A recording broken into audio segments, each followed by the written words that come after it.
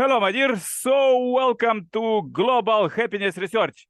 This is the greatest happiness research ever in history because it researched mind and body unity, not just from the simple, narrow things, but from all religions and all the science together. There were so many miracles at these presentations as we are researching and practicing our lives. Please research it, practice in your life. Do your manuscripts and let's publish it. More about us is below the video. Subscribe and share this message to billions.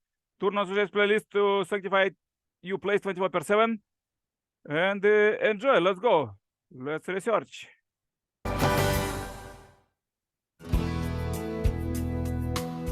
Welcome back to the Path to Happiness, an introduction to the unification principle.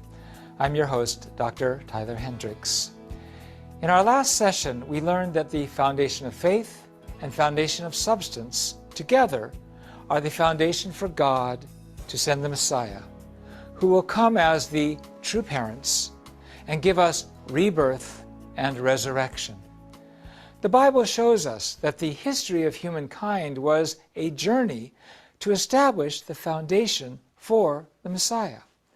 Now, we will look at some details of the biblical history and think about how to apply them. In Genesis, we see the story of the first family, including a tragic murder of a younger brother by his older brother. The first family planted the seed of murder. How did God feel when he was dealing with this? God created human beings with joyous hope in his heart, but he became so sad when we fell. Now, instead of leaving us, God, as a responsible creator, set up a path of salvation and started the providence right after the fall. But it led to a murder. What was the story behind that? God called Adam's family to establish the foundation of faith and foundation of substance, the foundation for the Messiah, who could have come very soon. First, in order to establish the foundation of faith, we need a conditional object. Adam lost this when he lost faith in the "do not eat" commandment of God. Because the fallen Adam could not receive God's words anymore, to offer the foundation of faith, he had to establish a reasonable object of faith to replace the words of God. The conditional object in Adam's family to replace the words of God was a material offering. And here I'm going to have to explain about offerings. The families of Adam, Noah, and Abraham offered sacrifices to set the foundation of faith. The unification principle calls this the symbolic sacrifice. The central person to offer the foundation of faith chose specific things and offered them to God. As we know from the principle of creation, God made all things as symbols of his substantial love. As a result of the fall, Satan's claim over fallen men put all things for which we are responsible under Satan as well.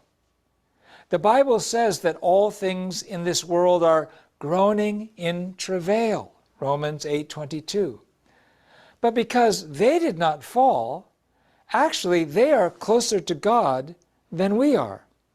So offering the creation to God means we are going through them to touch God. Thus, if we offer the things of creation, we establish the foundation of faith. If this symbolic sacrifice is given correctly, it means the condition for God to forgive us. And this is the principle behind tithing. Second, to set the foundation of faith, there has to be a central person. Adam himself was his family's central figure. But the Bible tells us that Adam did not offer a sacrifice. and it was his sons, Cain and Abel, who offered the sacrifice. What is the reason for this? According to the principle, we are created to relate to only one Lord. But after the fall, Adam related to two lords, God and Satan. Therefore, God had to establish a providence to divide Adam, who now had a split personality. For this purpose, God attributed to Adam's two sons the two parts of Adam's personality. Thus, one would relate with God, and the other would relate with Satan. And God would deal with their sacrifices under that consideration. We can see that God was setting up the condition for one son to mediate God's presence to the other.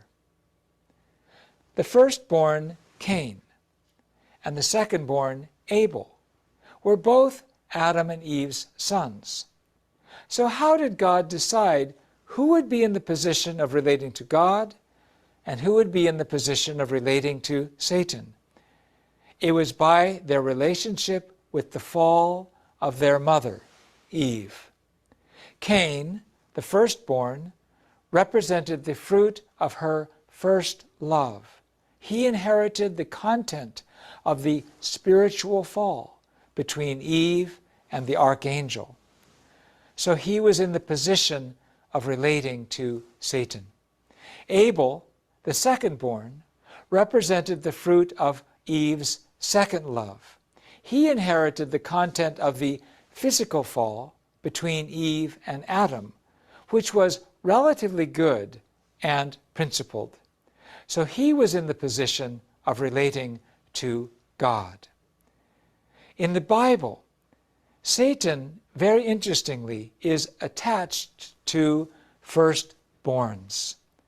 That is why God had this elder-younger providence to separate Satan. Genesis 25:23 records that God hated the elder, Esau, in Rebekah's womb and loved the younger, Jacob. We'll talk about this later. In another episode, Jacob blessed his two grandsons, Ephraim and Manasseh. As he blessed them, he crossed his arms to place his right hand on the head of the secondborn, Ephraim.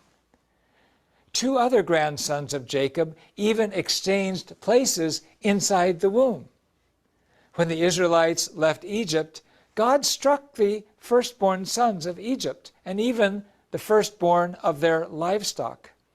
John the Baptist was Jesus' firstborn cousin, born a few months before Jesus. Now, according to this principle, God set up Abel and Cain and related with them with God and Satan and had them offer sacrifices. Cain offered agricultural produce, and Abel offered a lamb. God accepted Abel's sacrifice. He didn't accept Cain's sacrifice. That was because Abel was in the position to which God could relate. The Bible also attributes a purity of heart to Abel as well. Now, it wasn't because God hated Cain that he did not accept Cain's sacrifice.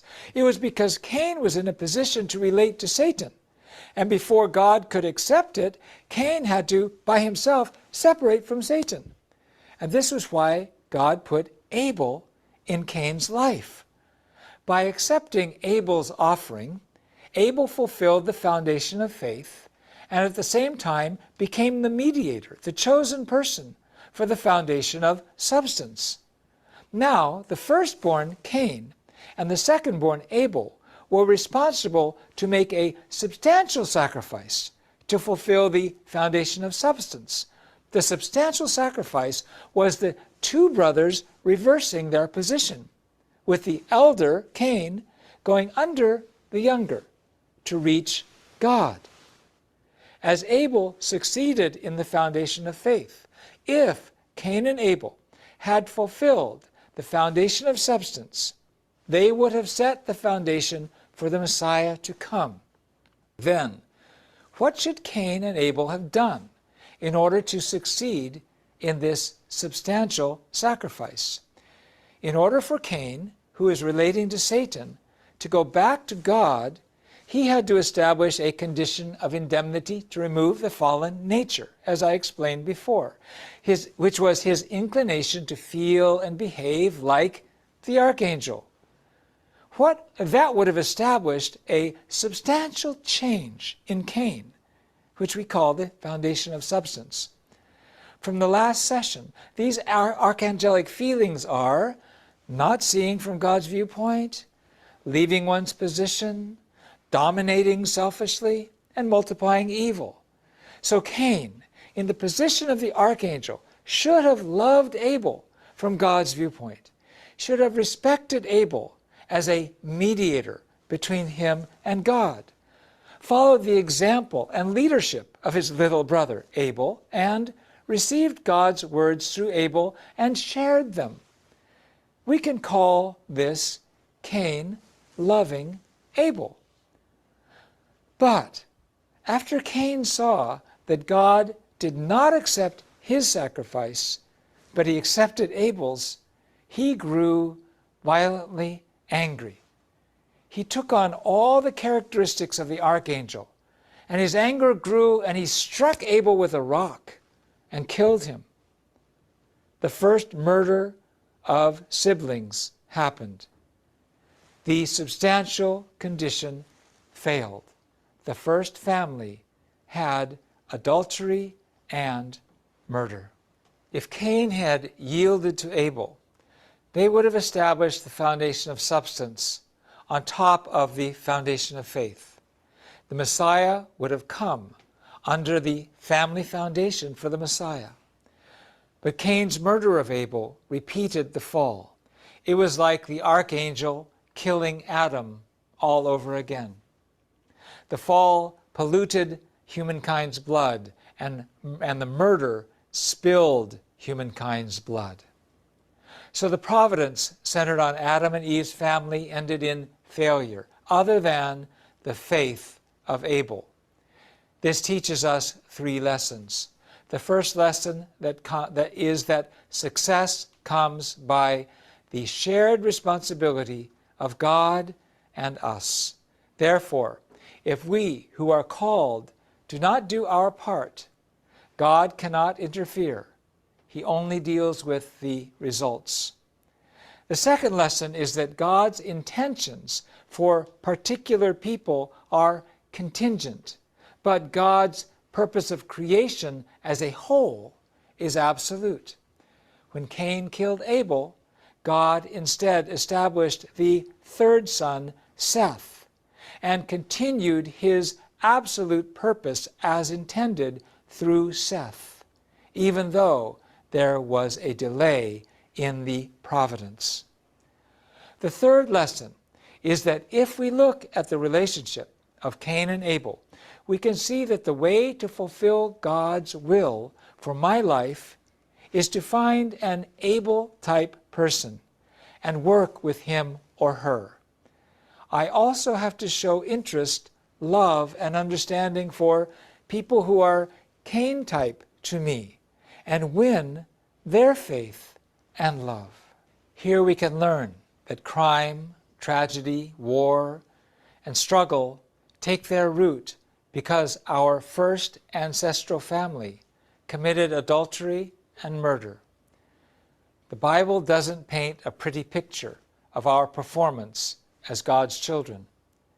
The Messiah's mission is to free humankind from these 2 sins, adultery and murder, and to recover the beloved community in which we all can live as one family of true parents and true children, true husbands and wives, and true brothers and sisters, with 3 generations united as one under God.